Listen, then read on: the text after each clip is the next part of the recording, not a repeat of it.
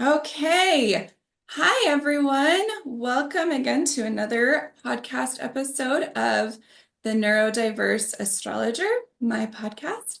And I'm here with Rebecca Hamilton, my good friend. We just recently met online. I don't know. I started talking to you like 3 months ago, something like that. Probably. We've And probably been connected a lot longer, but yeah. oh, absolutely. Like energetically, like I've always known about you for like years. I just kind of circled around you. Right. We just had to wait for the right time. Anyway, so we've connected on Marco Polo and we've gotten to be good friends. And we are both astrologers and have a lot of interest in astrology. We have a lot of interest in the divine feminine. And so we've had lots of fun things to talk about. Rebecca, I'm going to just read her impressive bio. She's a life coach, Reiki master, and shaman dedicated to helping women reclaim their true selves and step into their wholeness. As the founder of the Utah Women's Circle, she creates sacred ceremonial spaces, both online and in person, where women can heal from dogmatic belief systems, transform through powerful feminine archetypes, reclaim inner authority, and emerge from life's challenges like a phoenix rising from the ashes. So good. Through her programs, including the Village Circles of Sovereignty, she supports women in cultivating community, reclaiming sovereignty, and becoming leaders in their own lives. As a single mother of 9, Rebecca weaves her personal journey of resilience, empowerment, and spiritual growth into her work, inspiring others to embrace their path beyond the flames and live in alignment with their highest truth. Does she sound like the most awesome person ever? Yes, she is. So amazing. I just want to do all the things that you do, especially the women's circles. I hope I get a chance to go to one of those because Yes. Yep. women Hopefully in soon. community. That's my jam. Yep. Okay. So we are going to talk about something that is near and dear to my heart because it's a very prominent aspect in my chart as well as Rebecca's. And this is the Virgo Pisces axis. And we've had a lot of interesting experiences with this, haven't we? We've had some good conversations. It's kind Good of fun. conversations. Okay, so yeah, let's just get to it. Why don't we just pull up your chart and Okay. you can tell us how this is showing up in your day to day.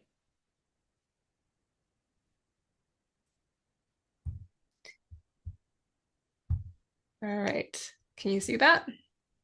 I can. Yes. Perfect. Okay. Beautiful.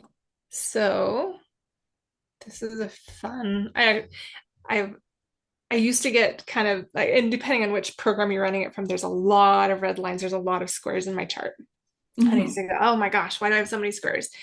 It's just put enough pressure on me to really dive into what some of these what some of this stuff really means. And a lot of it is square to my sun. So Yeah. there's this core identity where it's like, oh man, it's really putting pressure on like, who is this? Who am I? So I'm a Sagittarius sun. I'm a Virgo ascendant and a Pisces moon. So I've got my ascendant and my moon on that Virgo Pisces axis. Conjunct my ascendant, I have my Saturn on the 12th house side and my North node in the first house side.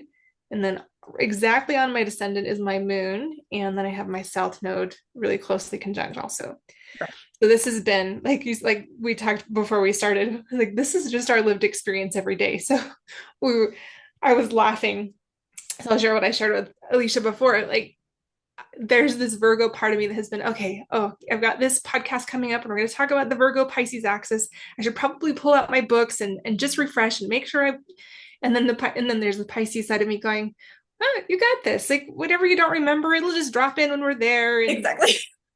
and so it's almost like this perfect example of that Virgo Pisces balance Yes, where you absolutely. have this very tangible, very detail oriented, everything is really touched. Like it's very real, very truth, right? Hmm. Very obvious right in front of your face. And then there's the Virgo there, or sorry, there's the Pisces part which is you can't see it, you can't touch it, you really can't quantify it, Mm-mm. but it's just there. It's everywhere around us. Yeah. Right. And so finding that balance between the two has been uh, and probably part of what will come into play for me too is I've got my nodes in my first house and my seventh house. So, and having the my north node on my ascendant is, I've learned that really my purpose is just to be whole. Mm-hmm. Like the gift that I bring to the world is my wholeness. Mm. I love So, and that. I don't know how far you want me to go into that, or if you have questions about different things, but I just want to learn from you, oh, you Rebecca. just want to learn from me. I just want to learn because Well, I I love to think, talk and I love to teach. We both have great. that Gemini midheaven, Yeah, so it's exactly. like let's just talk. Let's just talk. Yeah, I have Gemini midheaven too, so I'm a chatterbox. Right. And but I want to learn today. I want to learn everything you can share with me about what you've learned about this. Okay. So one, so it's kind of fun to have the chart in front of you, but one of the things that I have, so here's my disclaimer always. I'll start with this. Astrology tells a story of the energy that exists. Mhm. That's it. Yes. It's not, it doesn't determine exactly who you are, how you are. It doesn't determine exactly how it shows up. How I learned astrology, so this is going to be an interesting one. I actually didn't learn through a course. Mhm. I learned by pulling up a chart and, oh, what's this glyph? Let's learn about this one. And it was just whatever lit me up in the moment. I would say, okay, what is this and what is that? And I actually didn't even learn from studying my own chart. I learned by studying synastry charts, which is Oh, the okay. interplay between two people, Mhm. because that gave me context not just for myself, but for someone else also, like Right. our differences and how we showed up in each other's lives. And I would sit and look at a chart and knowing, so and this is a fun part, my moon is right on my descendant, so my inner world is really, it's like that cardinal angle all about relationships and how I relate to other people in a very Pisces intangible, really unseen and unquantifiable way. Hmm. I would go, oh, this is what exists in my relationship with this person. Where is it in my chart? Like, where is it in our chart? Got And it. so then I would have just in my mind, like I would see parts of a chart light up. And then I would go, okay, that's the 11th house, and that's my Jupiter, and that's their, this thing. And so then I would study it that way. So I kind of it was my own experience. Like how does this show up? What am I marinating in? What is the energy that is very real and present and relatable for me? Mhm. And then what do the books say about that? Right. Right? Then what do the professionals say about it?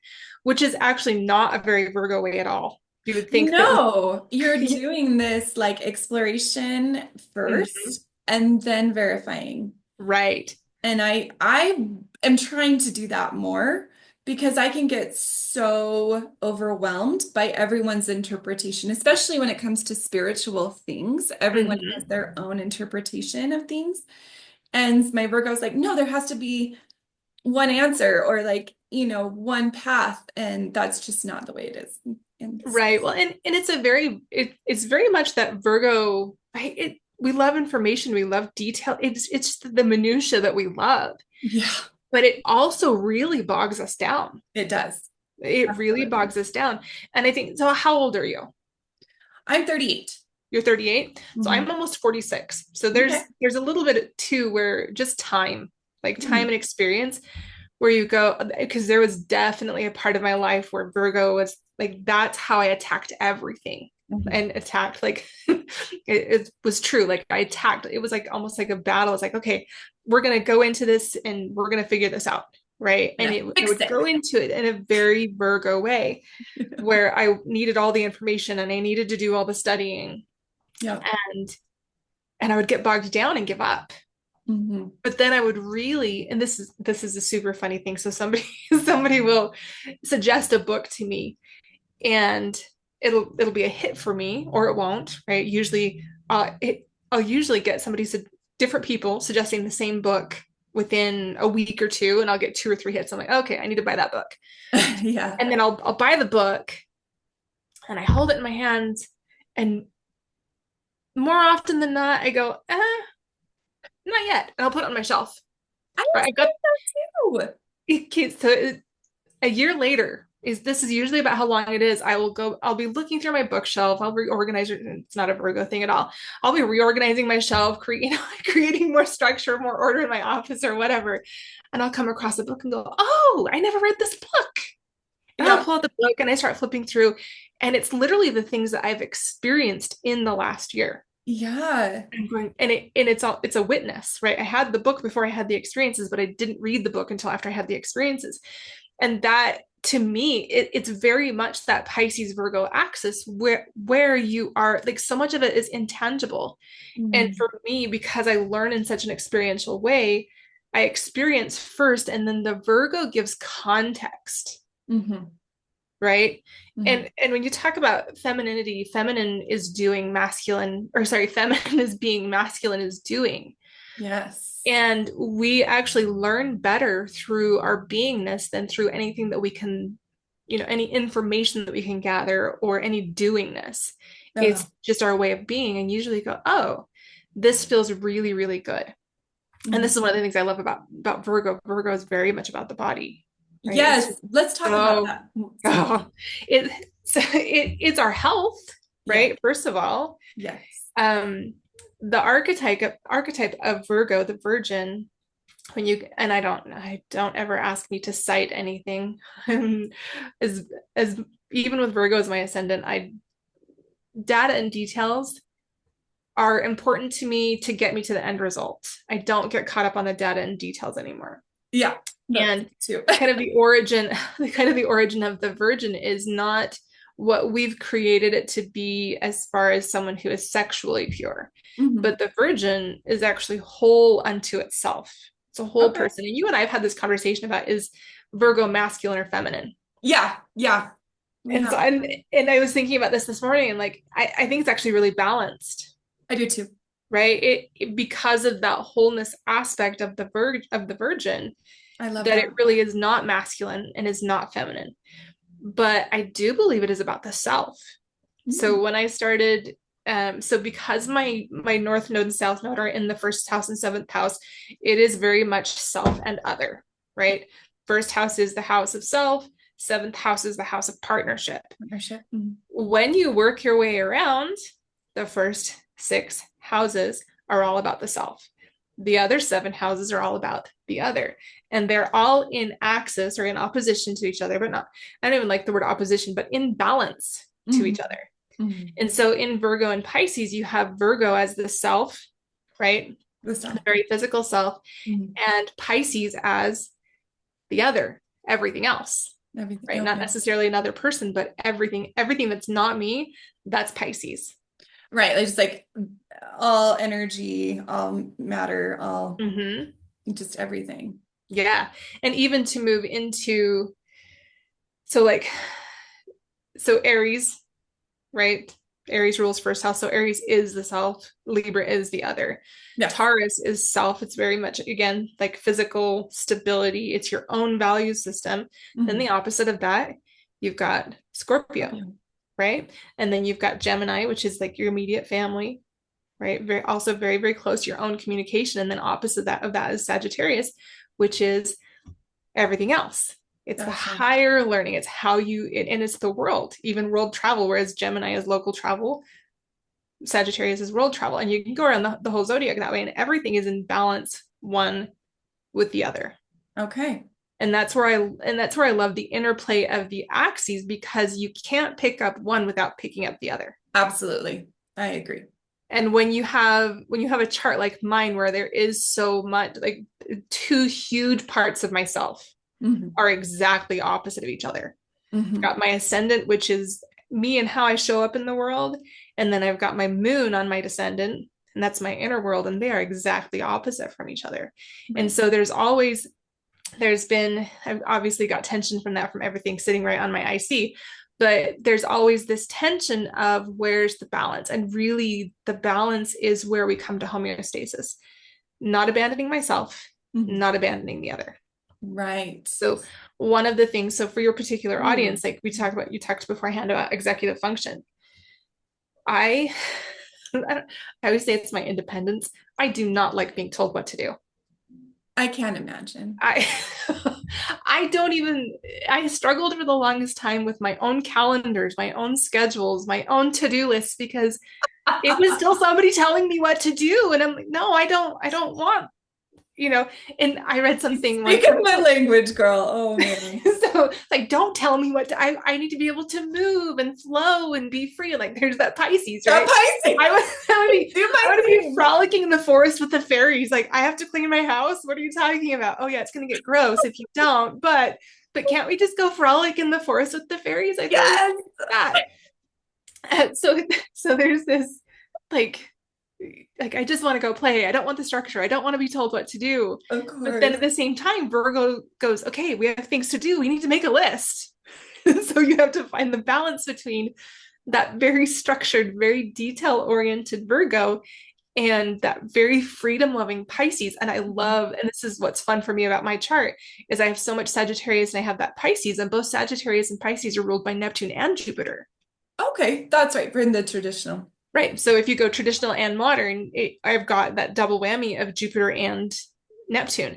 And Neptune. So interesting, like side note, when I first started studying astrology, I didn't have my exact birth time.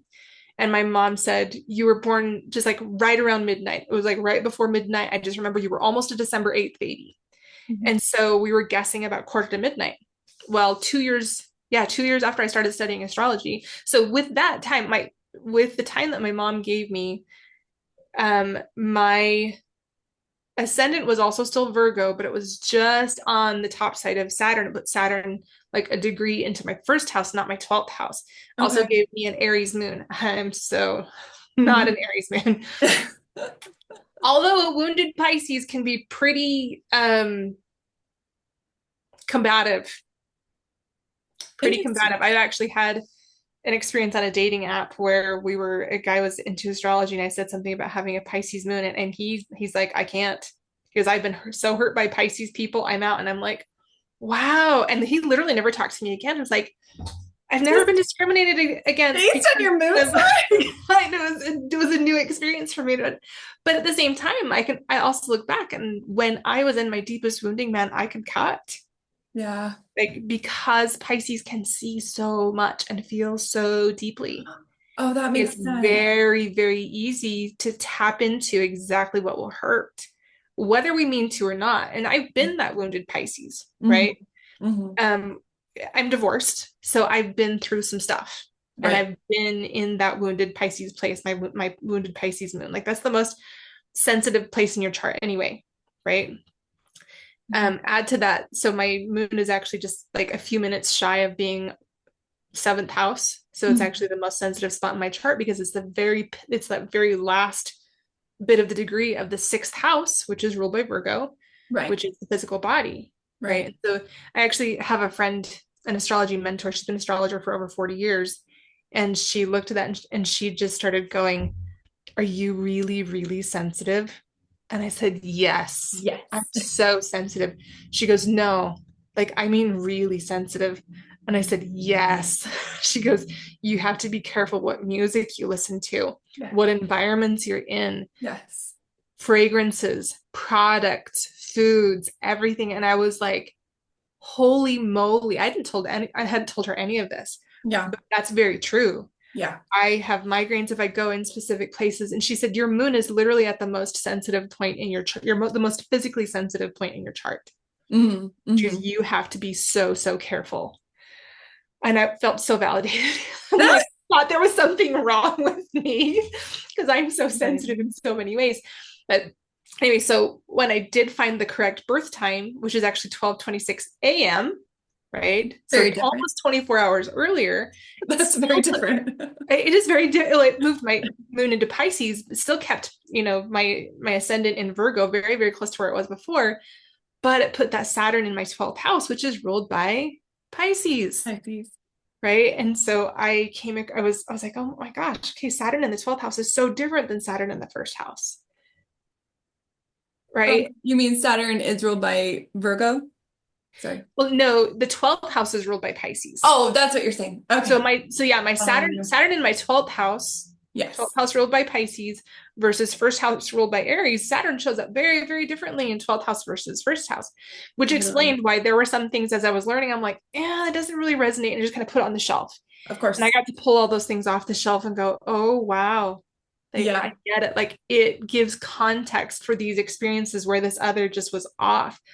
And I remember reading something about Saturn in the 12th house because Saturn's all about structure, Right. right? Hmm. And Saturn in the 12th house, no structure is the structure. I like I feel seen. I, because I like we do need the structure, but there's Saturn isn't just structure, it's also discipline, it's Yes. order, and Hmm. it's longevity.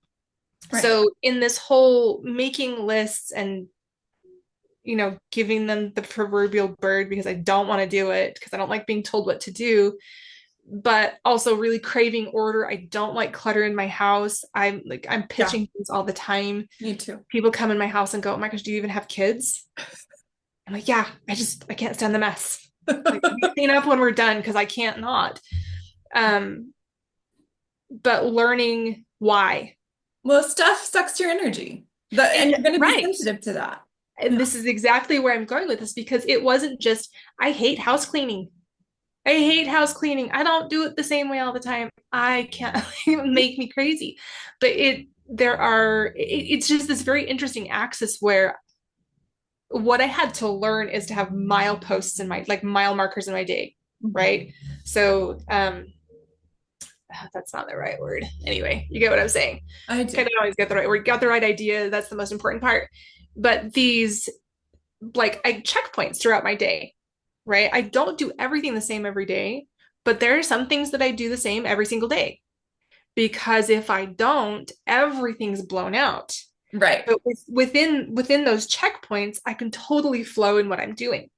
So, for example, I get up every morning. There is it's just a very short, like within half an hour, 4 minutes of exercise, 4 minutes of breath work, 20 minutes of meditation, and 2 minutes of gratitude journaling. It's 30 minutes, right? I do that every single morning.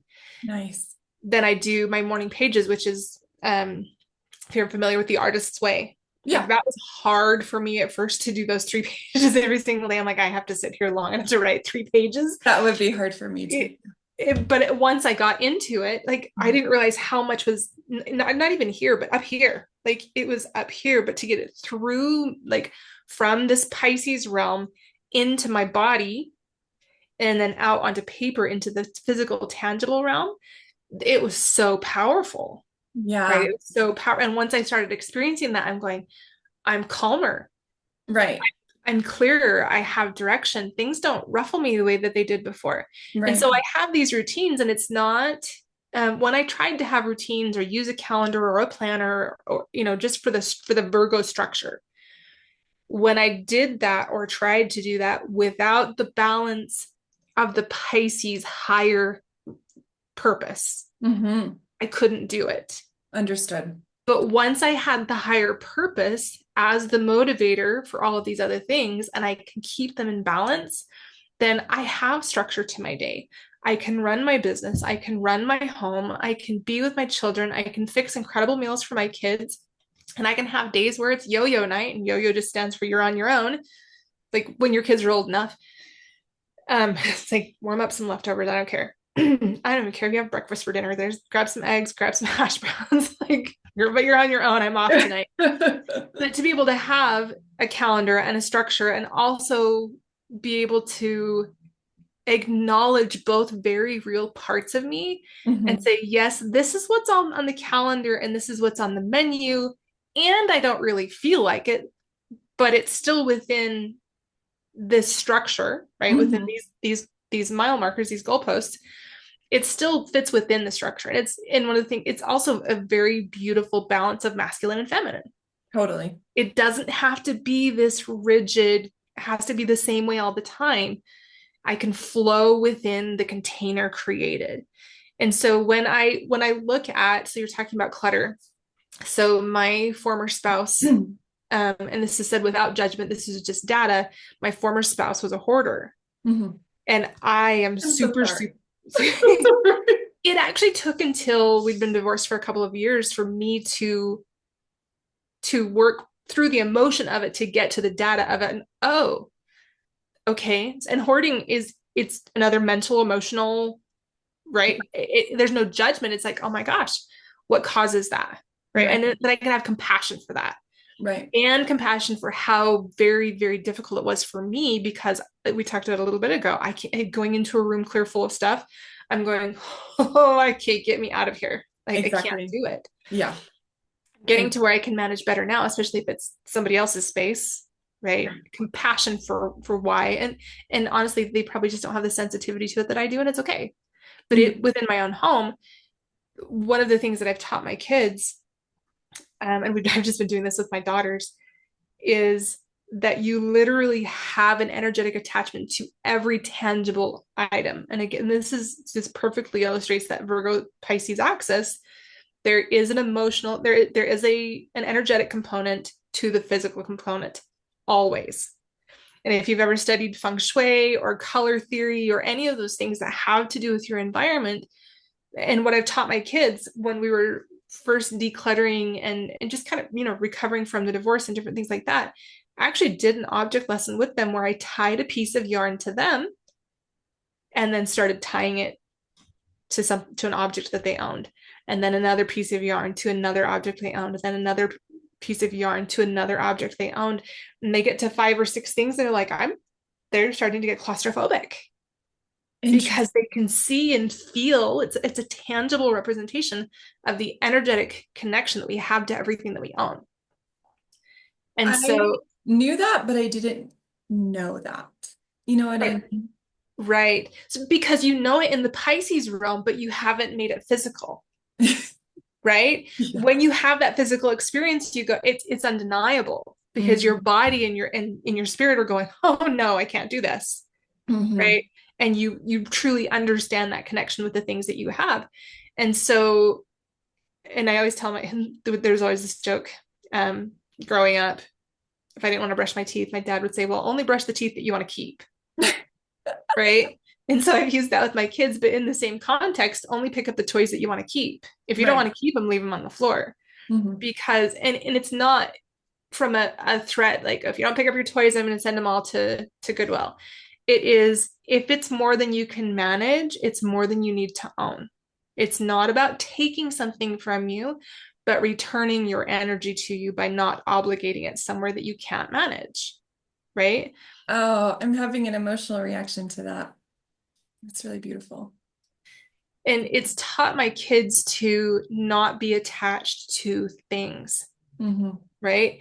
And most of my kids are emotional authority, so there's a little kind of a shift into human design. Most of my kids are emotional, all but one of my kids are emotional authority, and I'm emotional authority also. So Hmm. So, you can imagine decluttering is it's been a challenge to teach all of my kids, but because I understand even for an emotional authority, I don't have a lot of attachment to things.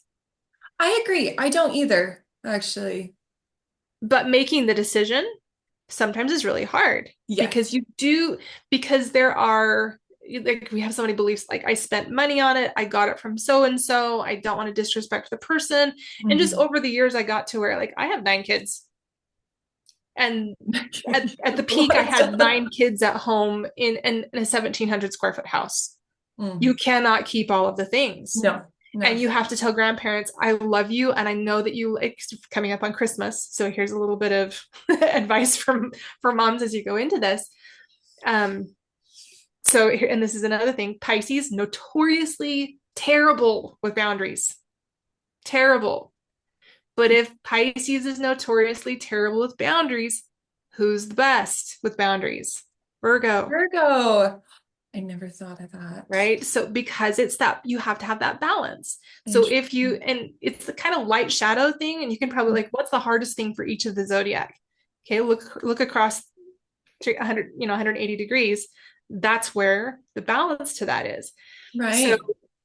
Of taking course. that Virgo Pisces, terrible boundaries with Pisces, amazing boundaries with Virgo, very practical. And I love too how Virgo can be so unattached, I know, right? right? So like, but it has to be because Pisces is so emotional. Like, you have to have the balance where, uh, I'm trying to remember who, like, we've joked about this before because of that strong Virgo. It is, we can actually come across sounding mean, especially like in an email or a text. Like if it's just information, people are like, oh my gosh, it's so cold. It's not cold, it's just not attached. Yeah. Right. Yeah. So going into Christmas time, going, and I know everybody's feeling the dread, like, oh my gosh, my in-laws are going to give them so much stuff, and then I've got to take care of all this stuff. And we kind of turn into this martyr instead of just saying, I know you, and it can be, in-laws, parents, so, and if we've got 9 kids, we draw names because I'm like, we're not doing that many gifts for everybody because it's just too much. It's because I know I'm going to be the one who's managing it because it will be overwhelming for my children. I can't expect them where they have not developed that capacity. And we don't help them develop that capacity by letting them be overwhelmed all the time. Of course. Less is more. When Yes. they can come to that simplicity of it, find the simplest thing that they can be successful at. And this applies to us as well, goes into that neurodivergence and that executive function. Find the very most basic thing that you can be successful at and start there. That momentum. Let everything else go. Yeah. And you build on that. Yeah. So coming into the holidays or birthdays or whatever, and all of our birthdays are like, they were not planned at all. Not planned. I was going to say not planned well, but just not planned at all. So our birthdays are all around the holidays. And so it's like birthday cake and gifts. And I finally said, okay, we have 3 birthdays in a week. We're doing 1 birthday cake, right? Consolidate. We've got Christmas coming. Mom, I know that you love the kids and you want them to have a quote unquote good Christmas. I just want the kids to have a good Christmas. Right? Because we've equated good Christmas with lots of things, like the excitement of opening the gifts, right? I know. And I know a lot of people are moving away from this and moving toward things that are more experiential. Yes. For my kids, it'll be subscription boxes, something that they can do all year long, not just at Christmas. Absolutely. And going, and being able to really sit with, what do I want? Like, I can't even tell my mom not to give someone a gift for Christmas because I don't know what I want instead. But to sit with what would really be in alignment for me, my values, my capacity, the size of my home, my children's capacity. Another thing, like especially with kids who are neurodiverse, like aside from parents who are, too many things overwhelms the kids who are neurodiverse. Like too many options, too much stimulus. Yes. Right. Oh and my so, goodness. and it's so visual real. clutter, it's the audible clutter. Mm-hmm. Anything that is just a lot to process at once why do we do that to ourselves? No, Right? I agree. We're really numbing out that Pisces Yes. with tangible things. Yes. Right. So this is like the shadow of Virgo and Pisces, where when there's so much of the Virgo that we can't hear the Pisces anymore. Right. The stillness, the oneness. And then the Pisces will get to where it screams like you're dying inside. And Virgo gets to take care of it. Right. Virgo is the tangible, gets to go to work to take care of that. So being able to say respectfully, I love that you love my children and that you want them to have a good Christmas. And not but and sitting in the and of it. And I know I will have to manage it. I know it's overwhelming for this child because of XYZ. I know it will be overwhelming for me. What I would really love instead is experiences or subscription boxes, or like a lot of people will do a lagoon pass or a zoo pass, like different things that they can enjoy all the time that don't take energy from us. Right. And any person who's ever given a gift, I've never heard them say, oh, I wish you hadn't told me what you really want. No, they say, oh my gosh, I didn't know. Yeah, exactly. Thank you for telling me, because I want the gift that I give to actually be enjoyed. They don't want to be a burden. But we think that because it was a gift that we just have to, okay, I guess I just deal with it and be a martyr instead. Right. Oh, okay, deprogram, like pull that out. Pull that out. Pull that out of your belief system. Right. Because really people want to, the reason people give gifts is to bring joy. Right. They actually don't want to create burden for you. Right. So going back, so that's just one thing on gifts, and being able to clean out the excess from my home, the excess from my calendar, the excess, and just going, what is, like, where do I know that I can maintain homeostasis? Right? Because when you can maintain homeostasis, you can actually push yourself into growth. Okay. Yeah. But if you're pushed beyond your capacity to hold that homeostasis, you're actually not able to grow. No, you're shrinking. Right. You're shrinking. You're shrinking. Exactly. And so, You're in survival. and right. And so a handful of other things. So like going back to the list and like, I don't like being told what to do. When my Pisces can understand the higher purpose for why the Hmm. do exists, Hmm. right? What is the be behind the do? Then my Pisces goes, oh, I'm so excited. I'm Right. so excited. So I get up in the morning and I have this morning routine that I do, and then I get my girls to school, and it's in the same way. Like they need the consistency of the structure, but not to a degree that it is restrictive, right? It's a container. It's not shackles, right? Different types of structure. Right. So having the container, they know they know where the edges are. They know where they know within which what they can bounce around and play within. Hmm. But when I know that the reason I have that is so that my girls are at peace. Because now I'm just home to two girls. I'm down to two girls at home, which is so different from having nine kids here. It's like, oh, this is easy. Yeah, that's I very didn't know different. that motherhood could actually be simple, and it is comparatively. And that's not to please don't ever take that as if you've only got two kids, you should be fine. Because whatever number of children you have, you are at capacity. Exactly. I just happen to have had nine and have increased my capacity such that two is not a big deal. But when I only had two, like my first two, like I was at capacity. So Right. my disclaimer on that.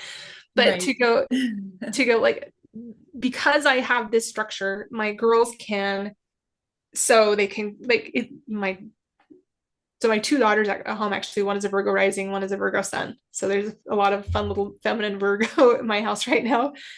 Virgo is so creative. Virgo is super, super creative.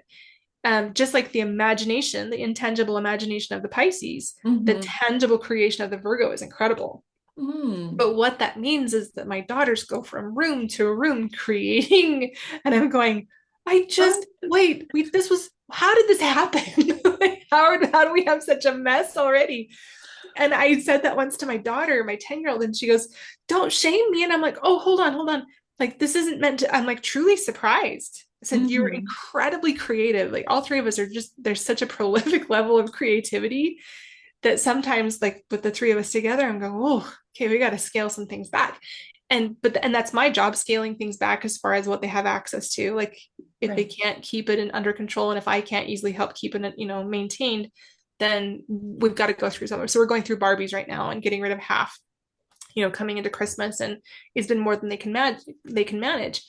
And so knowing why I do the things that I do, why am I meditating in the morning? Why am I doing that exercise?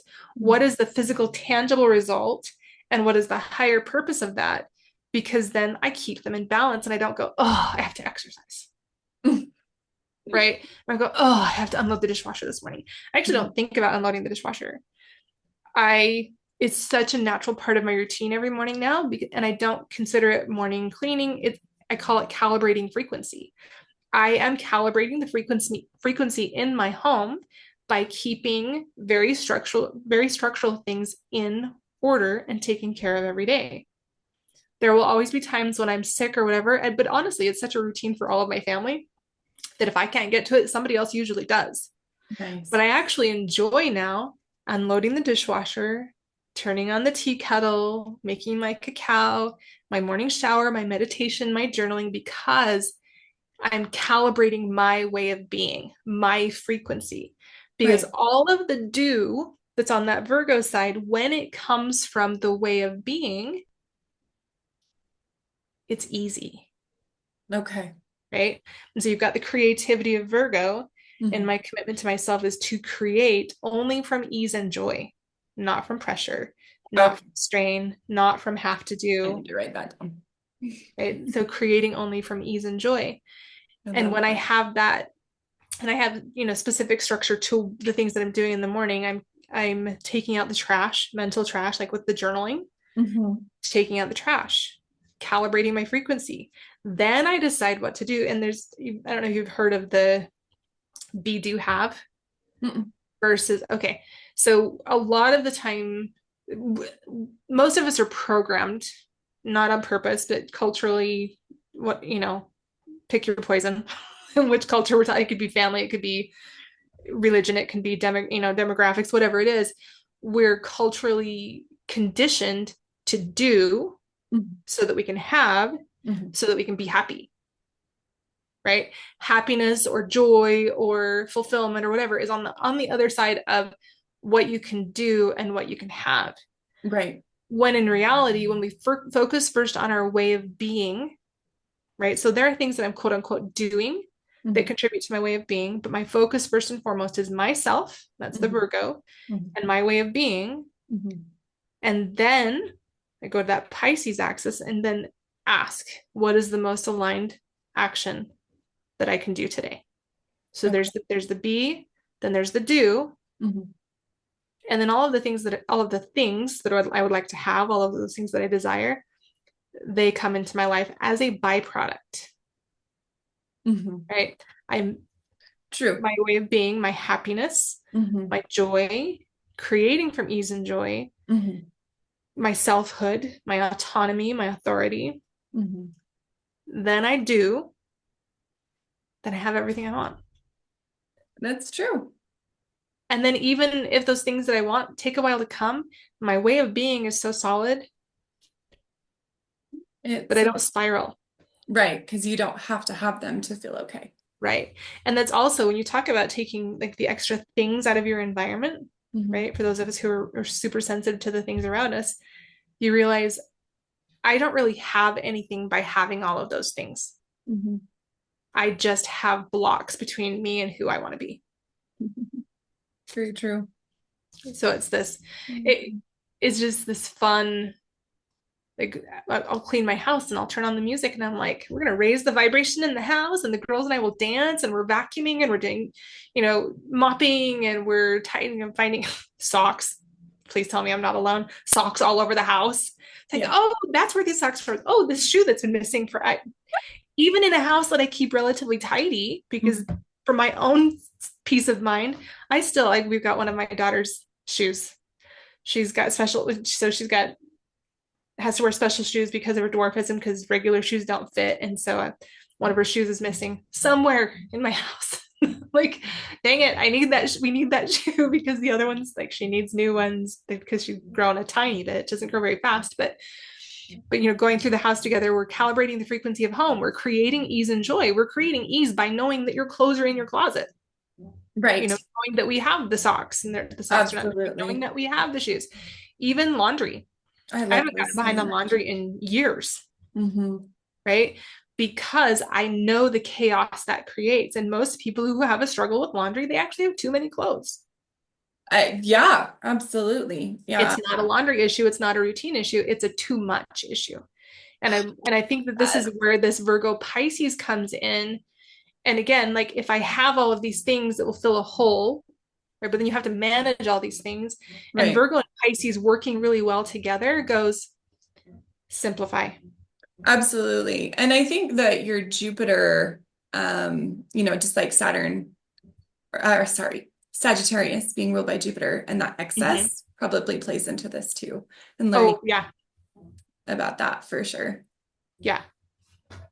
Hold on. My phone Yeah, I'm gonna is pull up my chart for a second. okay. Have Let's see. elementary school. Okay. Because I just had a thought Okay. when you were talking, and I was like, oh, this makes so much sense. So let's talk a little bit about a little bit more about Virgo and boundaries, because this was Yes. like light bulb. Okay. And I think for me, because my son is in the 12th, this is probably something that I didn't see clearly because I can't see myself very clearly being in the 12th. Mm-hmm. Like, what is Virgo? I'm Right. figuring it out because Well, I have because an because ascendant. you've got the opposite. You've got a Virgo sun in a Pisces 12th house. Right. Exactly. So I've definitely got this. And then like I have the Virgo ascendant, so that does help me still understand. But like I never considered myself to be good with boundaries because I have a mutable grand cross. I've always felt like this Same. is really fascinating to me. And this is why I love talking to different astrologers and seeing their different perspectives and what they've learned about the different signs and the different planets.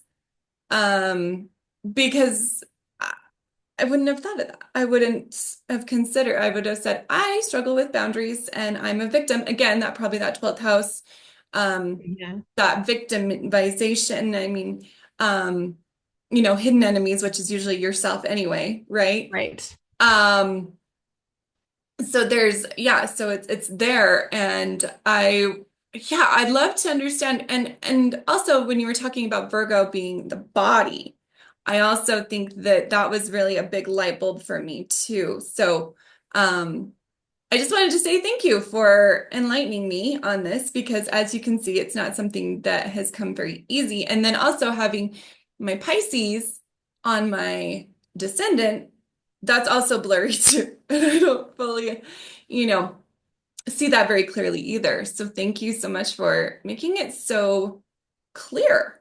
Like you helped me understand them so much more. Oh, I'm so glad. Like go to the basics, but like I didn't even know about those I don't know, principles, I guess. Right.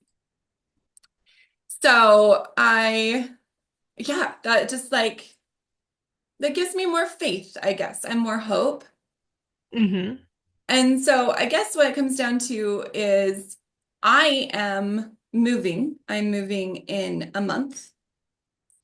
And so knowing everything that you know and you've experienced when I'm having to set boundaries with stuff Mm-hmm. because I don't want to move all everyone's crap. And some of it is not even mine, and I have to give it back. And so it's been very like, what have I let into my house and really questioning the strength of my boundaries. So I would love for you to speak to that. So, so when you talk about giving stuff back, is it just stuff that has ended up at your house of other people's or Yeah. yeah. So so within the realm of, and this won't surprise you at all, like when I get into this. So when I do the Utah Women's Circle and when I do the village and just the different events that I have, Hmm. events and programs, it is all based on the principle of creating the container. Right. How do you create the container Right. for the spiritual? Right. And this is that Virgo Pisces axis. Right. What do you allow into your space? What do you allow into your container? Because everything you allow into your container affects your spirit, affects your soul, affects your mind, right? Absolutely. And we talk about,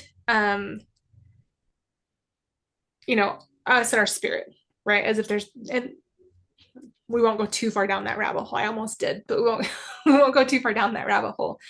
One of the things that I see missing in a lot in the spiritual world a lot is it's mind, body, spirit. We Mhm. forget the body, right? And Virgo is it is your body. It is, yeah. Virgo is your body. Hmm. And you experience like your body is how your is how your soul communicates to your consciousness, Right. right? That's where you're that the it's the most real thing we experience, our Right. feelings, right? Whether it's the felt sense of expansion, coldness, heaviness in our heart, in our gut, in our head, whatever the felt sense, or the emotions that we experience, those are the most real things that we experience. And it is a form of communication between our higher self Hmm. and our, quote unquote 3D self, however you want to, whatever jargon you use for your beliefs. That's how we communicate. And that communication line is the Virgo Pisces axis. Okay. Everybody has it. For me, it happens to be for you and I, it happens to be our first and seventh house, Hmm. right?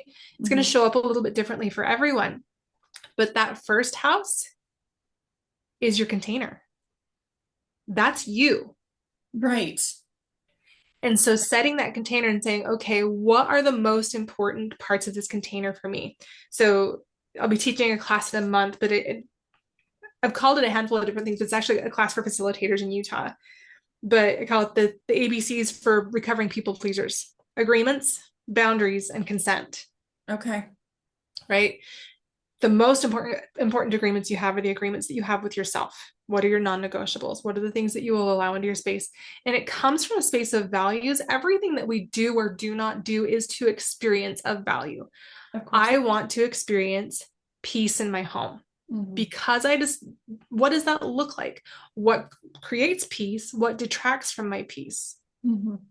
And then I make a choice based on that. And my agreement with myself is, if I don't love it, if I don't use it, and there's the KonMari, Hmm. right? A lot of people have done that. If it doesn't bring you joy, it goes, Right. right? And Hmm. I even have, and this is like the Virgo structure for me, where if you use it on a daily basis, it can be in this part of the house. If it's used on a weekly basis, it can be in this part of the house. If we don't use it on a weekly basis, it goes out in the storage room. Hmm. If we don't use it on, a month to 3 months, if we haven't touched it in 6 months, it goes, Right. right? Because it's not, unless it's like coats. Like I've got the winter coats. It's been more than 6 months since we've used those. So you kind of have to meter it a little bit, but really going, does this need to be in my space? Right. Does this bring my joy? Does this create what I want to create for my family? Right. And taking those intentions of, I want my home to be a home. I had an experience a month ago. I had all of my kids here, their partners, my granddaughter. There were 13 of us here, and we did family pictures. And we had a crisis on Saturday with one of them. And they actually all came out to do yard work. And I was like, well, if you're all going to be here, I'm also going to hire a photographer because I don't know when this is going to happen again. Right. So the pictures were kind of a bonus, but they all came to help me with yard work with it because it's me and just my little girls, and I, sprinkler stuff. And so my older sons all came, and it came time to go do the work in the yard, and this crisis is happening. And I told my eldest son, like, this is what's going on. I need you to take this. And one of the crises is with one of my son's partners, and everybody knew what was going on. So there's this masculine containment of, okay, the women can go support that, do what we need to do here. And my sons just had it in the yard and they took care of it. And this experience over the weekend going, they, they know what's going on. She doesn't really want to talk about it. They're supporting each other, honoring that it's not something she wants to talk about, but she wants the connection with other people. Of course. Right. And my tiny little family room, because I'm still in this 1,700 square foot house, and now my children are much bigger than they were when they all lived here before. And there's not a square inch of floor in my family room available. They're laying on top of each other on blankets and cushions. And I've got, my 24-year-old son with his head in my lap, and my 6-year-old climbing on me. And I sat there and I said, you know what? This is what I have always wanted for my family. Mm-hmm. There was no yelling. Mm-hmm. There was no anger. There was no volatility. There was so much love and connection and support and laughter and just so much joy in my home. And it was that moment of, oh my gosh, I did it. What I have wanted for Oh, so long, this is my reality now. oh, I love that so much. That's my deepest dream too. But it takes knowing, what do I even want? What does that look like? And sitting in your body, Hmm. what does it feel like in my body to have peace, to not be going 90 miles an hour? And sometimes it means you just get to sit and Hmm. feel and do nothing, just be. And just being sounds so simple, but it's probably one of the hardest things to do. It's so hard. Like, but again, start with the simplest thing that you can do. I came across uh, some advice one time. If you have a hard time just being still, try just doing nothing while the water boils for your tea. It's like 2 or 3 minutes. Practice. Just be for that period of time. Get good at that. Get comfortable with that. And then expand it. It's everything. It's that simplicity, right? Okay. And it's the Pisces understanding of why, and then the Virgo tangibility of bringing it into reality. You have to understand why before you can bring it into tangibility. Yes, the So intention. sitting in that, and it's the principle of everything being created spiritually before it manifests physically. Right. All of the things that you desire, they exist. Even the things that you don't desire exist because you're creating them, Right. right? So be conscious of what you want, get clear on what it is that's standing in the way, and just start to pull out one at a time those things that are in the way. And so when it comes to moving, you look at these different things that you have, and it may, if you're moving in a month, it may actually be too overwhelming to try to go through things before you move, right? You're on a timeline. Yeah. So packing things up, but then when you move, as you unpack them, give yourself permission for it to take time to unpack. Every time I've moved, it's for real been a year. It takes a year to get settled after you move. Be okay with, and this is where you have to tell your Virgo to sit down and shh, it's okay. It's okay if it takes a year to be settled. Plan on, if you tell that Virgo part of yourself to plan on it taking a year to be fully settled in your new home. Virgo Okay. goes, oh, okay, that's tangible, that's quantifiable, Right.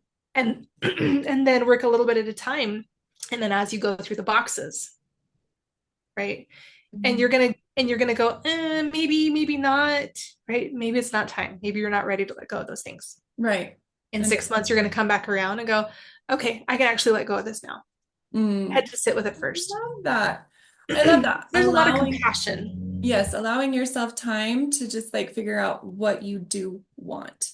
And I think that that has been something I've struggled with because um just probably societal or even, inner child kind of stuff of just like, what do you want? And like demanding that I know what I want, but I need to think about it. Mm-hmm. And so this is kind of a reparenting a little bit for Oh, me. totally. Well, and I'll offer a reframe too. It's not that you need to think about it. Sit with the possibility that you need to feel about it. There's that. There's that, right? Because then getting into your body, my Cancer Mm-hmm. moon needs to feel, Right. and yeah, so that makes Well, sense. and you've got Jupiter right on your descendant too. So your ability to sit with that higher purpose for why you feel what you do and why you desire what you do, and all like your imagination, I'm gonna just interpret it this way, is probably incredible. Yeah. Incredible. Having that Jupiter on your descendant in Pisces, like your imagination is, you can have anything you want. I don't know if you know this, but with Jupiter on your descendant in Pisces, you can have whatever you want because you can create worlds. It's fascinating because people keep telling, I keep hearing that, like that keeps being revealed to me. Mm-hmm. And I'm a powerful creator, but it's a matter of the container because I Mm-hmm. have all of this possibility or Yes. potential. And it's so overwhelming that I need to create a container for Mm-hmm. each little thing, and not be so overwhelmed by, well, I could do this or this or this or this or this. And, Yep. and I can And I'm going to scale it back for you too, because you actually don't need a container for every little thing. You need a container for you. okay. It's your own self-containment Hmm. that allows you to not just sit with the possibility, but the more you increase the capacity to contain yourself, the capacity to contain all of these other possibilities Hmm. increases with that. Right. Right? And this goes back to the be do have, your way of being, sitting with the rough emotions, sitting with your greatness. Hmm. Like, how does that greatness feel across this, across the axis on the Virgo side? How does that feel in your body? But Virgo is also, it's ruled by Mercury, which is, it's your thought process and your words, it's your communication. What are you saying to yourself about your capacity? Totally. Right. And so, Totally. and that's also why, so, values are more of a Taurus thing, but the words, being intentional with your words, getting clear. And I don't know what falls in your second house or Taurus on your chart, but look at what's there, look at what's important to you, and then speak to those values. Right. Yeah. And you can start to look at other parts of your chart and say, what do I need to speak? What am I needing to contain for myself? Hmm. What of myself is not currently being contained? Hmm. Create that container for yourself. Right. Right. And this is important right now. Like, this is our lived experience. And this going into January, the nodes are moving into Pisces and Virgo. Right. right? So I've had some amazing like you even just knowing what the transits are, where Saturn is, where, like where the nodes are going to be, all of like I'm like right again the third time in a row. Saturn is an exact opposition to my Saturn.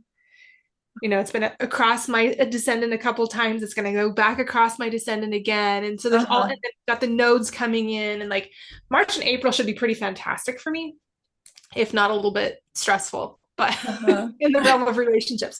But when you look at like, it's not just us. Like this is our lived experience, and we get to have this challenge our whole lives, Right. balancing the unseen with the very, very real, tangible, physical reality. Mhm. Going into this nodal axis shift, this is what everyone will experience, you know, in their specific part of their life where this axis is. You get to balance that unseen, intangible, which includes the things that you fear the most, Mhm. right? Mhm. With very real, everyday, practical do, Right. right? It's the balance of the be and the do. So Right. going into this, everybody's going to be reevaluating their spirituality and Mhm. how their physical, tangible life supports that or detracts from it, and vice versa, right? So North Node will be in Pisces. So we're all going to be looking at our spirituality, Mhm. but a lot of us will be most people will be letting go of what in their physical, tangible world is keeping them from being where they want to be in their spirituality. Oh, And they're wow. going to start to really see where my life is not in support of where I want to go. Right. What can I let go of physically, tangibly to get? Because it's almost like a hot air balloon, right? Mhm. If you look at Pisces, the North Node moving into Pisces is like this hot air balloon ready to take off. You have to let go of the weights. And Right. the weights are the Virgo things. They're the things in our lives that we have to let go of so that that hot air balloon can take flight. Gotcha. It's not going to go like shooting off into the air like a rocket. It's going to be a little bit at a time, right? We don't have to rush through it. Just a little bit at a time, letting go of some of the weight so that that Pisces spirituality, that unseen part of ourselves, really the creator part of ourselves, Mhm. right? So if the Virgo is the creativity, that Pisces is the creator, Mm. right? So it's our inner creator. It's like, what do I want to create? And Right. then how do I bring it into tangibility? Right. And what I'm getting like a big, loud sign of saying, watch your thoughts. Oh, totally. Watch your Yes. thoughts. Because I am, if I have that powerful I am creating, like I really have to be careful. And Mm-hmm. then that makes me like a little anxious. And that's probably that Virgo, like the nerves like anxious. But I can see how it does happen quicker for me when I think something and I add intention to it. It Mm-hmm. does tend to Oh, I happen. bet it does. Yeah. Yeah. You're So probably an incredible manifester, whether you realize it or not. I know, and I'm a generator. I'm not a manifesting generator, but I've always felt like a manifesting generator. Right. It's It, kind of weird. it, yeah. I had Yeah. a conversation with a friend last week because we talk about manifesting generators being the ones to show the world possibility, right? We get Hmm. to live in this incredible possibility all the time. And he said something, he goes, I think all of us get to do that. Hmm. He's a generator also. And I was like, oh yeah, reframe. It's not just me. Because I was feeling the pressure of, oh my gosh, like, I'm kind of overwhelmed with my role in the world. I'm like, I Yeah. just I just want to retreat right now. Which like, and there are periods of that. Um, but really, and it is our way of being. Hmm. It's our way of being. And I think anybody who has the lived experience of a heavy Pisces Virgo axis as we go into, this nodal shift, we are the ones that people are going to be looking to because it's our energy. Right. This is real for us Right. every day, not just while the nodes are drawing attention, shining a light on that. This is Right. what we're doing all of the time. And obviously, especially for me, because this is where my nodes are. Hmm. This is, it's just at the forefront of my mind all the time. Ah, absolutely. That makes so much sense. So thank you so much for sharing this. And we'll go ahead and stop sharing. Do you want to stop sharing yours? Oh, yes. Oh, this was so good. So This good. is fun. So yeah, that's the thing is like I think I need to focus on the container of my thoughts. Um, so thank you. That was Yeah, amazing. that container makes all the difference. It does. It really does to bring the creation and the clarity, right? Because you need Hmm. the clarity for the creation. Um, so tell us a little bit about, how we can find you and tell us about your circles coming up. Okay, so right now you can find me at utahwomencircle.com. So and I'll slow down. It's utahwomencircle.com. Um, Anything that is or will be coming through that. The website is currently under construction. Not my forte. Something I'm figuring out. You can also find me on Facebook, just Rebecca Hamilton. All of my marketing goes through there. If you're in Utah, and actually in Idaho also, because we're getting ready to start an Idaho Women's Circle. It is not. It started out as me just doing circles all over Utah, but the container, right? This has ended up being my zone of genius, and I didn't even know it.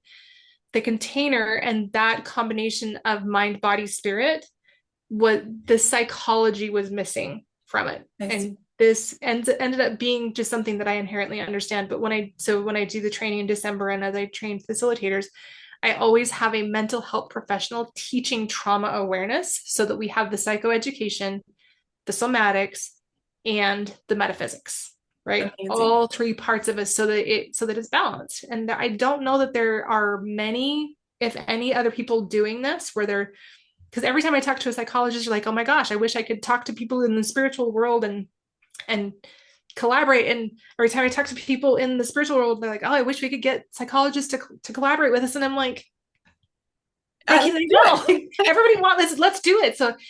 I'm kind of jumping on that and already have some collaborations in the work to where we're getting that whole person. Again, there's that Virgo, right? That whole person is Mhm. being seen and taken care of and can be facilitated by people who have that understanding and that training. So that's what the aim of the Utah Women's Circles. I'll be training facilitators, so there'll be network facilitators. There's a Facebook group right now. It's a private group, so you'll have to. Um, that link will be on my website, but we have almost 300 people, 300 women in that group, Mhm. facilitators who are being trained. There's the Circles of Sovereignty, which is my own personal, like it's a 12-week program rather than a one-day training, where we go deep into how to create the container and to facilitate these circles. And we go into the feminine archetypes and rites of passage and actual ritual spaces. So kind of a reclamation of our rites of passage as women. The village is again not just for Utah, but it's a low cost, high touch online women's circle that will go every single week. My certified facilitators help run that group and help run the circles.